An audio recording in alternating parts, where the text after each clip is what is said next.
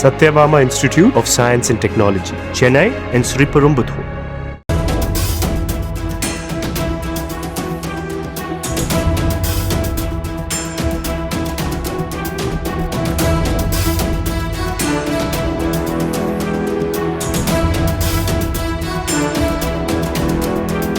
சென்னை விருகம்பாக்கத்தை சேர்ந்தவர் செல்வேந்திரன். சினிமாவில் உதவி இயக்குநராக பணியாற்றி வருகிறார். இவர் கடந்த மார்ச் 24ஆம் தேதி அரும்பாக்கத்தில் தனது நண்பரை சந்திப்பதற்காக இருசக்கர வாகனத்தில் சென்றுள்ளார். அப்போது இருசக்கர வாகனத்தை வெளியில் நிறுத்திவிட்டு ஜூஸ் கடைக்குள் சென்று ஜூஸ் அருந்தியுள்ளார்.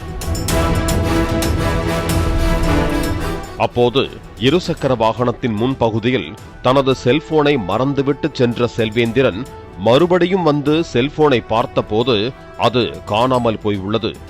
அப்போதுதான் ஜூஸ் குடித்துவிட்டு வரும்போது தனது இருசக்கர வாகனத்தில் ஒரு சிறுவன் அமர்ந்திருந்ததும் தன்னை பார்த்ததும் செல்போன் பேசியபடி 2 இளைஞர்கள் வந்த இருசக்கர வாகனத்தில் அந்த சிறுவன் ஏறி சென்றதும் நினைவுக்கு வந்தது. உடனே ஜூஸ் குடித்த இடத்திற்கு மீண்டும் சென்று விசாரித்துள்ளார். அப்போது அடிக்கடி வர்ற பசங்க தான் ஜூஸ் குடிக்க வருவாங்க, ஆனா அவங்க தான் எடுத்திருப்பாங்களா அப்படின்னு தெரியாது என ஜூஸ் கடை பெண்மணி கூறியுள்ளார். அதே நேரம் அந்த சிறுவன் ஜூஸ் ஆர்டர் செய்துவிட்டு ஜூஸை குடிக்காமலேயே சென்றுள்ளதும் தெரிய வந்துள்ளது. நாங்கள் டிராவல் ஆகி ஒரு ஜூஸ் கடையில் போய் ஜூஸ் குடிக்கலாம் அப்படின்னு சொல்லிட்டு MMDAக்குள்ளே இருக்கக்கூடிய ஒரு ஜூஸ் கடைக்கு அங்கே வரோம். நான் என்னன்னா இந்த ஃபோன் அதில் வச்சதை நான் மறந்துட்டேன். நாங்கள் 2 பேரும் அந்த ஜூஸ் கடைக்கு போய் ஜூஸ் ஆர்டர் பண்ணிட்டு இருக்கும்போது என்னோடய பைக்கில் வந்து ஒரு அன்னோன் பர்சன் ஒரு பையன் வந்து உட்காந்துருந்தான். அப்போ நான் வந்து அதை பார்க்கும்போது சரி நம்ம ஒரு இடத்துல வண்டி நிப்பாட்டினா ஒரு டீ கடையில் ஏதோ ஒரு நபர் வந்து டீ குடிக்கும்போது கேஷுவலாக உட்காருவாங்க இல்லையா, அப்படி நான் வந்து அதை லேசாக எடுத்துகிட்டு அங்கே நாங்கள் ஜூஸ் வாங்கிட்டு என்னோடய பைக் முன்னாடி வரும்போது அந்த பையன் மெதுவாக ஃபோன் பேசிக்கிட்டே அந்த இடத்துல இருந்து கிளம்புனா வேறு ஒரு 2 பசங்க பைக்கில் வந்தாங்க, அவங்க கூட ஏறி போயிட்டான். நான் என்னோடய ஆஃபீஸுக்கு போகும்போது என்னோடய மொபைல் வந்து என்கிட்ட இல்லை அப்படிங்கிறத நான் அங்கே தெரிஞ்சுக்கிறேன், மிஸ் ஆகிடுச்சு அப்படிங்கிறத. உடனே பைக் எடுத்துகிட்டு என்ன பண்ணுறேன், நேராக போயிட்டு நாங்கள் டிஸ்கஷன் பண்ணமோ அங்கே பார்க்குறேன், அங்கே இல்லை. அதுக்கப்புறம் தான் ஸ்பார்க் ஆச்சு. நம்ம பைக்கில் ஜூஸ் குடிக்கும்போது ஒரு பையன் உட்காந்துருந்தானே, எனக்கு சந்தேகம் வந்துச்சு. உடனே அந்த ஸ்பாட்டுக்கு போகிறேன், ஜூஸ் கடைக்கு. அந்த அக்காட்ட கேட்கும்போது அடிக்கடி வர்ற பசங்க தான்ப்பா ஜூஸ் வாங்க வருவானுங்க, குடிக்க வருவானுங்க, ஆனால் அவனு தான் எடுத்துருப்பானு தெரியல. அக்கா எங்களுக்கு சந்தேகம் தான், நாங்கள் விசாரிக்க தான் போகிறோம் அப்படின்னு கேட்டு தெரியலையப்பா அப்படின்னு சொல்லிட்டாங்க. சந்தேகத்தை உறுதி செய்து கொள்ள அக்கம் பக்கத்தில் உள்ள கடைகளில் இருந்த CCTVக்களை பார்த்தால் அவை வேலை செய்யவில்லை என்பது தெரிய வந்தது. CCTV கட்டாயம் என காவல்துறை அறிவுறுத்திய பிறகும் கூட காவல்துறையை ஏமாற்றுவதற்காக வைக்கப்பட்ட CCTV, அதாவது சீட்டிங் CCTV என்பது தெரிய வந்துள்ளது. இதனைத் தொடர்ந்து அரசு அங்கே ஒரு CCTV வைத்துள்ளதே, நிச்சயமாக அதில் பதிவாகியிருக்கும் என ஆவலோடு சென்ற செல்வேந்திரனுக்கு யூடியூப் ப்ரூட்டஸ் நீயுமா என ஆதங்கப்படும் அளவுக்கு அந்த கேமராவும் உடைந்து ஒரு ஓரமாய் ஊன்றி வைக்கப்பட்டிருந்தது. அதுக்கப்புறம் அவனுக்குள்ள நாங்கள் CCTVலாம் ஏதாவது இருக்கான்னு பார்க்குறோம். அங்கே இருக்க CCTV கரெக்டாக அந்த ஆங்கிளில் எதுவுமே இல்லை. அங்கேருந்து ஒரு சில கடைகள்லையுமே வந்து ஒர்க் ஆகாத CCTV இருக்குது. கவர்மெண்ட் அங்கே ஒரு CCTV வச்சுருக்கு, அதுவுமே வந்து ஃபங்க்ஷன் இல்லாத மாதிரி அதை என்ன பண்ணியிருக்காங்க, உடச்சி தனியாக ஒரு இடத்துல ஊண்டி வச்சுருக்காங்க. அங்கனக்குள்ளே எங்களுக்கான CCTV கிடைக்கக்கூடிய சோர்ஸஸே இல்லை. சரி, அங்கேருந்து கொஞ்சம் மெயின் ரோட்டில் ஒரு டேனிங்கில் வந்து ஒரு கடையில் CCTV மொபைல் கடையில் கேட்டு பார்த்தா அந்த CCTV அவன் காட்டுறான், ஆனால் எக்ஸாக்டாக அந்த கடை வாசல் மட்டும்தான் இருக்கே தவிர ஃபுல்லாக அந்த ரோடு எதுவுமே இல்லை. அதனால எங்களுக்கு கிடைக்கல. இதனைத் தொடர்ந்து அரும்பாக்கம் காவல் நிலையத்திற்கு சென்ற செல்வேந்திரன் நடந்ததை விவரிக்க தகவலை கேட்டுக்கொண்ட காவலர் ஒருவர் கிரைம் பிரான்ச், அதாவது குற்றத்தடுப்பு பிரிவு மேலே உள்ளது, அங்கு போய் புகார் கொடுங்கள் என வழிகாட்டி உள்ளார். அங்கு சென்று மீண்டும் தனக்கு நேர்ந்ததை சரண்யா என்ற காவலரிடம் விலாவாரியாக விவரிக்க எல்லாவற்றையும் அமைதியாக கேட்டுவிட்டு அவர் கேட்டாரே ஒரு கேள்வி, உங்களுடைய மொபைல் காணாமல் போனதை எந்த இடத்தில் தெரிய வந்தது என கேட்டுள்ளார். நான் வடபழனியில் எனது அலுவலகத்திற்கு வந்தபோது தெரிய வந்தது என கூறிய போது, அப்படி என்றால் நீங்கள் வடபழனி காவல் நிலையத்தில் தான் புகார் கொடுக்க வேண்டும், அங்கே போய் புகார் கொடுங்கள் என காவலர் சரண்யா கூறியதாக சொல்லப்படுகிறது. உடனே அரும்பாக்கம் ஸ்டேஷனில் போயிட்டு அங்கே போயிட்டு விஷயத்த சொல்கிறோம். ஃபஸ்ட்டு வந்து எங்கள்கிட்ட அசோக்குன்னு சொல்லிட்டு ஒரு நபர் வந்து ஒரு காவல்துறை அதிகாரி, அவர் வந்து அவரோட மொபைல்லே விஷயத்தை கேட்டு டைப் பண்ணிக்கிறாரு. டைப் பண்ணிட்டு மேலே போய் கிரைம் பிரான்ச்சில் இருக்க ஆட்கள்கிட்ட கம்ப்ளைண்ட் கொடுங்க அப்படின்னு சொல்கிறாங்க. அங்கே போகும்போது அங்கே சரண்யா மேடம் அப்படின்னு சொல்லிட்டு ஒருத்தவங்க இருந்தாங்க. அவங்கள்ட்ட நாங்கள் விஷயத்தை ஃபுல்லாக நாங்கள் கன்வே பண்ணுறோம். இந்த மாதிரி ஆயிடுச்சு, இந்த மாதிரி நடந்தது, அந்த டைம் வரைக்கும் என்ன நடந்துச்சோ எல்லாத்தையும் நாங்கள் கன்வே பண்ணிட்டோம். கன்வே பண்ணிவிட்டு அவங்க சொல்கிறாங்க, நீங்கள் வந்து எங்கே மொபைல் காணாமல் போச்சுன்றது உங்களுக்கு தெரிஞ்சது அப்படின்னு கேட்கும்போது, மேம் நான் வந்து வடபழனியில் என்னோடய ஆஃபீஸில் வந்து பார்க்கும்போது தான் எனக்கு தெரிஞ்சது அப்படின்னு. அப்போ நீங்கள் வடபழனி போலீஸ் ஸ்டேஷனில் தான் போய் நீங்கள் கம்ப்ளைண்ட் கொடுக்கணும், அங்கே போய் கம்ப்ளைண்ட் கொடுங்க அப்படின்னு சொல்கிறாங்க. இதனைத் தொடர்ந்து தனது அலுவலகத்திற்கு கீழே வாகனம் நிறுத்தியிருந்த சிசிடிவியை பரிசோதித்த போது செல்வேந்திரன் வண்டியை நிறுத்தியதிலிருந்து அந்த வண்டி அருகே யாருமே வரவில்லை என்பது உறுதியானது. மீண்டும் அரும்பாக்கம் காவல் நிலையத்திற்கு சென்று வடபழனியில் தொலைந்து போக வாய்ப்பே இல்லை, உங்கள் காவல் எல்லையில் உள்ள ஜூஸ் கடையில்தான் தொலைந்து போயிருக்க வாய்ப்புள்ளது, தயவு செய்து புகாரை எடுத்து நடவடிக்கை எடுங்க மேடம் என்று அதே சரண்யாவிடம் கெஞ்சியுள்ளார் உதவி இயக்குனர் செல்வேந்திரன். நாங்கள் என்ன பண்ணுறோம், வடபழனி ஸ்டேஷனுக்கு வர்றதுக்கு முன்னாடி ஆஃபீஸில் நம்ம என்னோட வண்டி நிப்பாட்டியிருந்தேன். ஸோ ஒரு 12 மினிட்ஸ் வண்டி நின்றுருந்துருக்கு. அதோட சிசிடிவியை நம்ம செக் பண்ணி பார்ப்போம், அங்கே யாராவது நம்ம வண்டிக்கிட்ட வராங்களா, ஒருவேளை ஃபோன் அங்கேருந்து யாராவது எடுத்துகிட்டு போகிறாங்களா அப்படின்றத பார்க்குறதுக்காக நான் நேராக என்ன பண்ணுறேன், ஆஃபீஸுக்கு போய் அங்கே இருக்க சிசிடிவி செக் பண்ணுறேன். ஒரு 12 நிமிஷம் நான் உள்ளே போனதுலேருந்து மொபைல் காணோன்னு சொல்லி பைக் எடுத்த வரைக்கும் 12 நிமிஷம் ஃபுட்டேஜ் அதில் இருக்குது. நான் அங்கே பார்க்குறேன், என் வண்டிக்கிட்ட யாருமே வரல. இத்தனைக்கும் ஆஃபீஸ்க்கு வெளில தான் வண்டி நிற்குது, யாருமே வரல. நேராக என்ன பண்ணுறேன், நேராக மறுபடியும் நான் அந்த அரும்பாக்கம் போலீஸ் ஸ்டேஷன் போகிறேன். இதுக்கு நடுவில் என்னென்னா, ஃபோன் எங்கேயுமே வந்து காணாமல் போன டைம்லேருந்து இந்த ப்ராசஸ் நடக்கிற டைம் வரைக்கும் எங்கேயுமே வந்து ஃபோனை சுவிட்ச் ஆஃபே ஆகலை. நான் ஃபோன் பண்ணுறேன், என் நண்பரோட நம்பர்லேருந்து என் ஒய்ஃப் ஃபோன் பண்ணுறாங்க, என் ஆஃபீஸில் இருக்க எடிட்டர்ஸ் ஃபோன் பண்ணுறாங்க, எல்லாருமே ஃபோன் பண்ணுறாங்க. ஆனால் ரிங் ஆகுது, அட்டன் பண்ண மாட்டாங்க, ரிங் போயிட்டு தான் இருக்குது. ஸோ அந்த ஒரு இதுலேயும் நாங்கள் ஃபாலோ பண்ணிகிட்டே இருக்கோம். மறுபடியும் நான் அரும்பாக்கம் ஸ்டேஷன் போயிட்டு விஷயத்த சொல்கிறேன், மேடம் இந்த மாதிரி வந்து அங்கே வந்து மிஸ் ஆகிறதுக்கு வாய்ப்பே இல்லை, எனக்கு தெரிஞ்சு இந்த ஜூஸ் கடைக்கிட்ட தான் மிஸ் ஆகிருக்கு, அங்கே தான் ஏதோ நடந்திருக்கு, நீங்கள் அதை பாருங்கள் மேடம், கொஞ்சம் எடுத்துக்கோங்க அப்படின்னு சொல்கிறேன். மறுபடியும் இல்லைப்பா, எங்களோட எத்திக்ஸ் படி நாங்கள் வந்து எங்களோட அந்த பார்டர்னு ஒன்று இருக்குது, நீங்கள் எங்கே பார்த்தீங்களோ அங்கே தான் நீங்கள் ஃபாலோ பண்ண முடியும் அப்படின்றாங்க. நான் மறுபடியும் வந்து அவங்கள்ட்ட ரெக்வஸ்ட் பண்ணுறேன். அவங்களுக்கு மேலதிகாரிகிட்ட ஃபோன் பண்ணி பேசிவிட்டு, சரிப்பா இன்ஸ்பெக்டர் வருவார், நீங்கள் பார்த்துட்டு போக சொல்லிட்டாங்க, நீங்கள் வெயிட் பண்ணுங்கள் அப்படின்றாங்க. நான் அந்த ஸ்டேஷனில் வெயிட் பண்ணுறேன். எங்களுடைய எத்திக்ஸ் படி உங்க செல்போன் எங்கே தொலைந்தது என தெரிந்து கொண்டீர்களோ அந்த லிமிட்ல தான் புகார் கொடுக்க முடியும் என கூறியுள்ளார்கள் அரும்பாக்கம் குற்றத்தடுப்பு காவல்துறையினர்.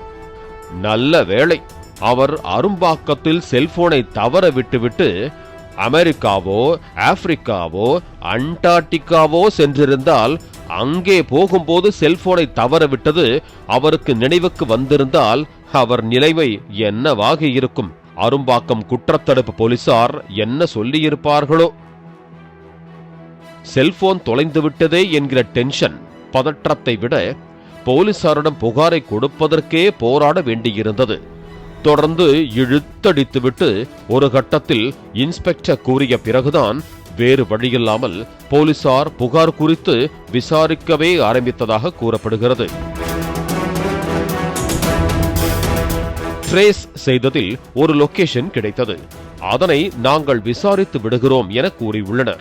இதனைத் தொடர்ந்துதான் இது வெறும் செல்போன் திருட்டு மட்டுமல்ல, இதன் பின்னணியில் ஒரு மிகப்பெரிய கிரைம் நெட்வொர்க் இருப்பது தெரிய வந்தது. அதாவது செல்போனை பறிகொடுத்த செல்வேந்திரனின் மனைவி தொடர்ந்து தனது செல்போனுக்கு தொடர்பு கொண்ட போது போனை அட்டெண்ட் செய்த இளைஞன் அக்கா அக்கா என பேசியதோடு, உங்கள் செல்போன் கீழே கிடந்திருக்கு, சிறுவன் ஒருவன் எடுத்து வந்து விட்டான், உங்களுடைய செல்போனை அனுப்பிவிடுகிறேன் என உலகமாக நல்லவன் போல பேசியிருக்கிறான். ஓ இல்ல, அவங்க ஆக்சுவலி அரும்பாக்கத்துல காலையில ஜூஸ் குடிச்சிட்டு இருந்தேன் அப்படிங்கிற மாதிரி சொன்னாங்க. இல்ல மேம், ஒரு குட்டி பையன் வண்டியில தான் கூட தான் வந்தான். ஓகே. மொபைல்ல கீழே இருந்துச்சுன்னா எடுத்துட்டு வந்தேன்னா அப்படின்னு சொல்லி இருந்தா போன் ஆஃப்ல இருந்து சார்ஜர் போட்டு பிளான் பண்ண யாராவது கால் பண்ணுவீங்க, ஓகே ஓகே வெயிட் பண்ணேன், யாரும் கால் வரல. மதியத்துல கால் பண்ணிக்கிட்டே இருக்கேன் இந்த நம்பருக்கு நானு. இல்ல ஆக்சுவலி போன் வந்து ஆஃப் ஆயிடுச்சு, ஆனே ஆகல, சார்ஜர் போட்டு ரொம்ப நேரம் வச்சிருந்தோம் நாங்க. Okay okay. ஆனா பட் போன் ஸ்கிரீன் என்ன காட்டுது எங்களுக்கு, அது தான் உங்களுக்கு இப்ப கால் வந்தது எனக்கு காட்டல, இப்ப ஸ்கிரீன் தொடச்சு ஒண்ணு தான் காட்டுச்சு. அப்படியா? ஓகே. ஆ இப்ப எங்க இருக்கீங்க எக்ஸாக்ட்டா? நான் இப்போ கரெக்ட் லொகேஷன் பார்த்தீங்கன்னா எக்மோர் 3வது தெருவில் இருக்கேன். நீங்கள் எங்கே வரணும்னு சொல்லுங்கள், நான் கூட திரும்ப மொபைல் கொடுக்குறேன். அப்படியா? அண்ணா ஒரு நிமிஷம் லைன்ல இருங்க, நான் இப்ப அவங்களுக்கு கால் பண்றேன். அவங்களோட ஆ ஃப்ரெண்டு. ஆ அண்ணா சொல்லுண்ணா. அக்கா, இங்கே அரும்பாக்கத்து போலீஸ் ஸ்டேஷன்லேருந்து யாரோ கால் பண்ணாங்கக்கா. ஓகே. மொபைல்னா இவங்க வந்து வாங்கிக்கிறேன் அவங்க வந்து வாங்கிக்கிறேன்றாங்க. நமக்கு டைம் இருக்கா? நீங்கள் சொல்லுங்கக்கா, நான் ஏதாவது ஆப்ஷன் பண்ணுறேன். இல்லை இல்ல மொபைல் ஆக்சுவலி அப்போ அவைலபிள் நீங்க இருக்கா? வந்து அரும்பாக்கம் போலீஸ் ஸ்டேஷன்லயே குடுத்துருங்களேன். இல்லைக்கா, நம்மளால போக முடியாது. அப்படியா? ஓகேங்களா? நம்மளால போக முடியாது. நான் உங்களுக்கு இதுலேயே போட்டு விட்டுட்டேன். நீங்கள் வாங்கிட்டு அவங்கள்ட்ட சொல்லிடுறீங்களா? ஓ ஓகேண்ணே, ஒரு நிமிஷம் வெயிட் பண்ணுங்க. அந்த மேம் தான் கூப்பிடுறாங்க. நீங்கள் அவங்ககிட்ட சொல்லுவீங்களா? நான் சொல்லிட்டு அவங்ககிட்ட, மேம் ரேபிட் அவங்க புக் பண்ணிட்டாங்க மேம். ஓகே ஓகே ஓகே, நான் பண்ண சொல்லிடுறேன். நீங்கள் சொல்லிடுங்க, நான் புக் பண்ணிட்டேன் மேம், நானே மொபைல் வாங்கிக்கிறேன் அப்படின்னு சொல்லுங்க மேம். தேவையில்லாம எனக்கு பேர் மேம், நான் இங்கே கேட்ரிங் ஒர்க் வந்துக்கிறேன் மேம். போலீஸ்லாம் வந்துச்சுன்னா என்ன மேம் தப்பா நினைப்பாங்க ஓகே எல்லாரும். ஓகே ஓகேண்ணா ஓகே. நான் மொபைல் உங்களுக்கு கரெக்டாக ஹேண்டில் பண்ணாலும் நான் கேட்கலாம் மேம். Okay okay. ஆ ஹலோ தம்பி இருப்பா. ஹலோ சொல்லுங்கக்கா. ஹலோ தம்பி, கேக்குதா? சொல்லுங்கக்கா. அக்கா, அது ஒரு எம்ஸ் போட்டு பிரிச்சுக்கா, வேலை முடிஞ்சிச்சுக்கா. நான் அப்படியே கையோட போட்டுறேன்க்கா. ஓகேப்பா. ரொம்ப லேட் ஆயிடுச்சுப்பா, கொஞ்சம் வெளியே வேற போக வேண்டியது இருக்காதான். அக்கா, நம்பிக்கை இருங்கக்கா. தம்பி ஹெல்ப் பண்ணுறேன்னு சொல்லிடுறீங்க. நம்பிக்கை இருங்க. தம்பி நீங்க போட்டு விடுங்க, நான் கூட பே பண்ணிக்கிறேன்ப்பா. சரிங்கக்கா. இந்த நான் ஏதாவது சுத்தமா கேஷ் கையில காசே போடுங்கக்கா. இல்ல. நான் வேலைக்கே போகாம வீட்டுல சும்மா உட்காந்துக்கிட்டு இருக்கேன். அக்கா, நீங்கள் அம்ச லொக்கேஷன் தானேக்கா? ஆமாப்பா, இதுதான். நீங்க போட்டு விட்டுருங்க, நான் கூட பே பண்ணிக்கிறேன். பக்கத்துல சரி. வர லேட் ஆகும். நான் உங்களுக்கு லொகேஷன் அனுப்பிச்சு விடுறேன். சரி, நானே சரி ஓகேக்கா, நான் போடுறேன். ஓகே. இல்ல இப்ப வாட்ஸ்அப்ல பேசுனது நீங்களா இல்லாட்டி உங்க ஃப்ரெண்டாப்பா? அந்த பையன் போயிட்டானேக்கா. அப்படியா? அவன் வந்து தஞ்சாவூரோ சொன்னான். ஓகே வேலை முடிஞ்சிச்சுக்கா, அவங்க கிளம்பி போயிட்டாங்க. இப்போ இது ஒரு நீங்க மட்டும் தான் இப்போ இருக்கீங்க. அதான் உங்களுக்கு தான் போட்டு வேற போன போட்டு. ஓகேப்பா ஓகே. ஆக்சுவலி அந்த தம்பி வந்துட்டு எனக்கு இப்போ காசு வேணும் அப்படிங்கிற மாதிரி கேட்டிருந்தாங்க. அப்படியே அதான் அவங்களா? இப்போ நீங்க நான் உங்களுக்கு லொகேஷன் ஒன்னு அனுப்பிச்சு விட்டேன் பாத்தீங்களா ஒரு நம்பருக்கு. அந்த பையன் போயிட்டாங்களா? அந்த தம்பி தான் வந்துட்டு எனக்கு வந்து தம்பிக்கு ஒரு ஹெல்ப் பண்ணுங்க, 2000 ரூபாய் தாங்க, இல்லாட்டி 1500 ரூபாய் தாங்கக்கா அப்படின்னு சொல்லி அனுப்பிச்சு விட்டாங்க. தெரியலையேக்கா, அவங்க மாத்திக்கிட்டே யூஸ் பண்றானான்ட்டு.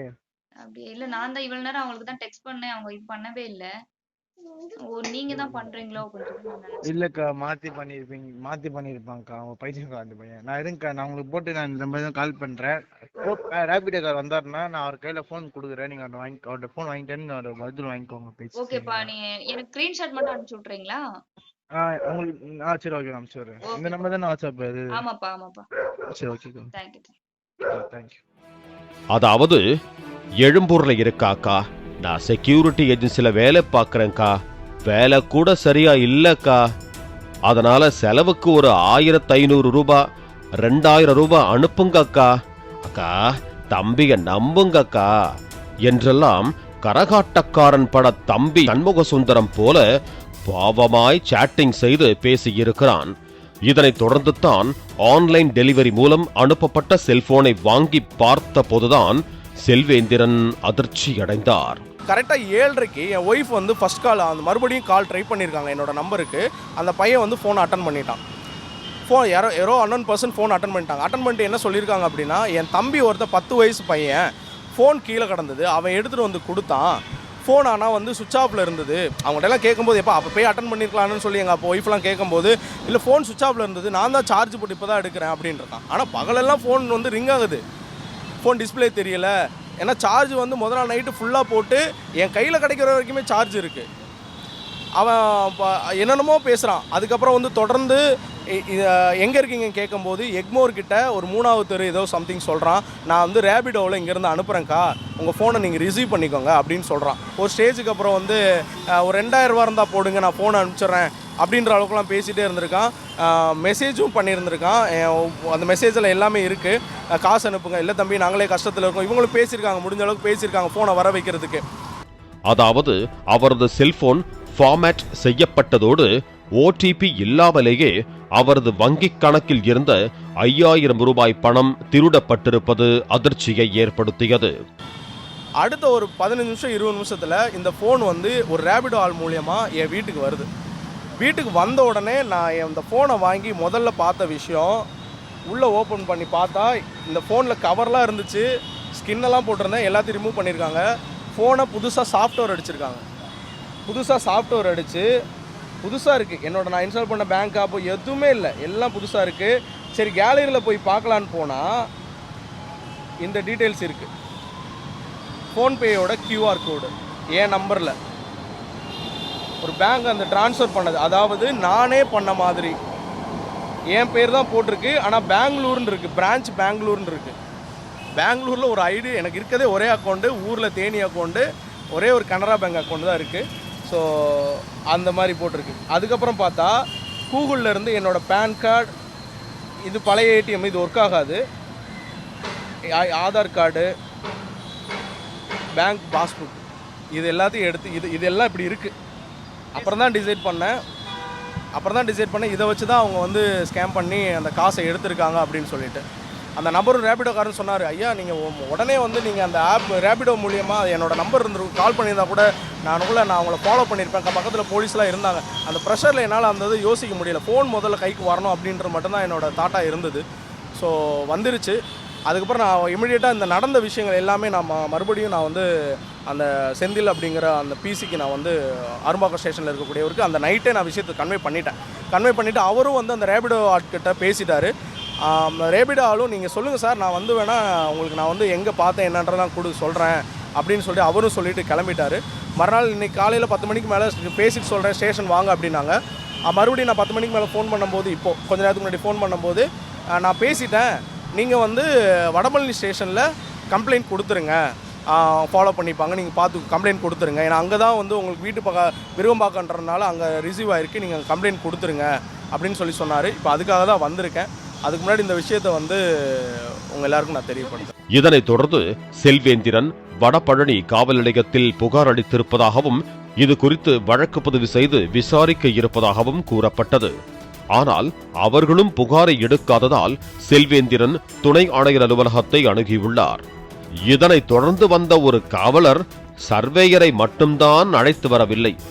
இந்த புகார் யாருடைய லிமிட்டில் வருகிறது என எல்லையை ஆராய்ந்து ஒரு வழியாக அரும்பாக்கம் காவல் நிலையத்திலேயே புகார் கொடுங்கள் என்று அனுப்பியதாக கூறப்படுகிறது. மறுபடியும் முதலர்ந்தா என்பது போல தொடர்ந்து கொண்டிருக்கிறது. செல்போனை திருடியவனிடம் போராடியதை விட காவல் நிலையங்களில் போராடியதே அதிகம். ஏற்கனவே லொகேஷனை கண்டுபிடித்து விட்டோம், 2 காவலர்களை அனுப்பி விசாரணை செய்கிறோம் என அரும்பாக்கம் போலீசார் ஆபரேஷன் தியேட்டருக்கு செல்லும் டாக்டர்களைப் போல பரபரப்பாக கூறினார்களே, அது என்ன ஆனது? குற்றச்சம்பவம் நடந்ததாக சந்தேகிக்கப்படுவது அரும்பாக்கம் காவல் எல்லையாக இருக்கும் போது அவர்களை ஆரம்பத்தில் விசாரிக்க வேண்டியதுதானே. அரும்பாக்கம் லிமிட்டில் உள்ள CCTV கேமராக்கள் வேலை செய்யவில்லையே, இதையெல்லாம் கண்காணித்து நடவடிக்கை எடுக்க வேண்டியது யார்? செல்போன் திருட்டாக அல்லாமல் அந்த இடத்தில் வேறு ஒரு கொடூர குற்றம் நிகழ்ந்திருந்தால் எப்படி புலனாய்வு செய்து அரும்பாக்கம் போலீசார் ஆதாரத்தை திரட்டுவார்கள் என பல்வேறு கேள்விகளை எழுப்புகிறார்கள் சமூக ஆர்வலர்கள். பாலிமர் செய்திகளுக்காக செய்தியாளர் கதிரவன். Satyabama Institute of Science and Technology, Chennai and Sriperumbudur.